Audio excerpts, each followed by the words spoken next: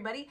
I'm Dr. Amy. It's time for another Tuesday tip for my genetic rock stars who are working on making their genetics better. Okay, so I'm going to talk about elimination and challenge diet this week because one of the best ways that you can lower your inflammation is to actually do an elimination and challenge diet. And this is how you find out what foods you're sensitive to, right? And so there's some really common food sensitivities. The big four are wheat, dairy, corn, and soy. And I recommend testing those four first. And basically, to do an elimination and challenge, take whatever food you're testing. So let's say you're testing wheat, right? Take all of the wheat out of your diet for 2 weeks. It's going to be a weird 2 weeks. You're going to feel like you're not eating anything normal. The first 3 days, you're going to have crazy cravings because who doesn't love wheat, right? But after that, they usually go away pretty much, right? Like, or it becomes kind of a normal, like, oh, I'd really like a bagel, whatever, but it's not, urgent. Okay, so you've got it out of your diet completely for 2 weeks. This is not enough time for you to see your symptoms decrease, unfortunately. It takes longer than that for inflammation to drop, but it is enough time for your body to give you a clear signal when you reintroduce it. So after your 2 weeks, have wheat day. Wheat day is super fun. You get to eat wheat with breakfast, wheat with lunch, wheat with dinner. Yay! Super fun. All the wheat, right? And then take it back out of your diet and watch and wait what happens. For some people, there's like a digestive event right away.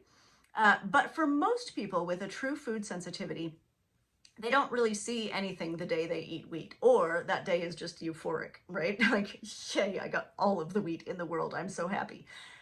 But the day after, or even 2 days or 3 days after, the wheels fall off the cart, right? Something really bad happens. That's how it happened for me.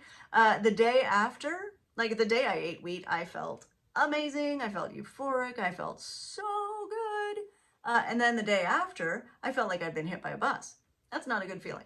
So that is a clear signal that you are sensitive to wheat. Now, lots of people don't believe it the first time.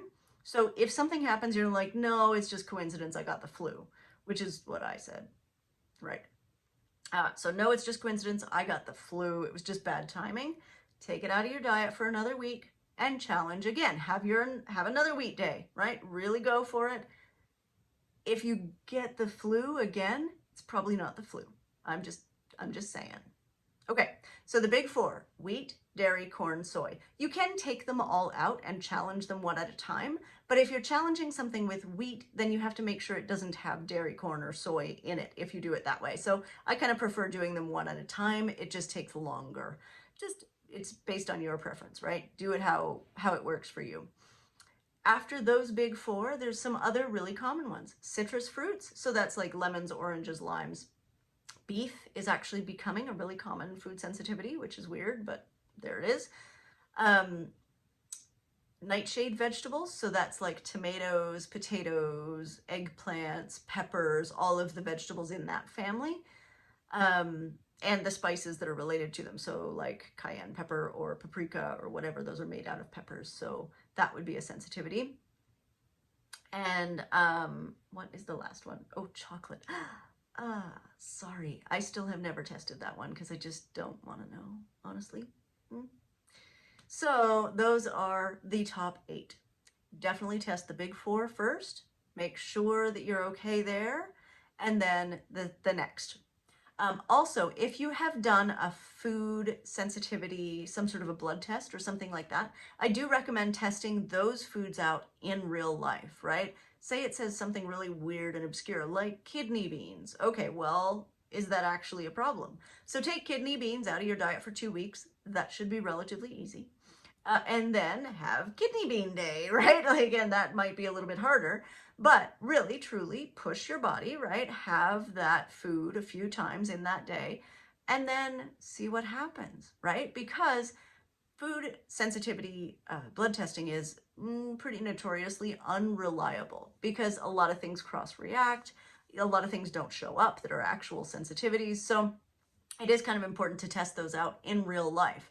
Also, even if the big four did not show up on your food sensitivity test, I still recommend testing them in real life.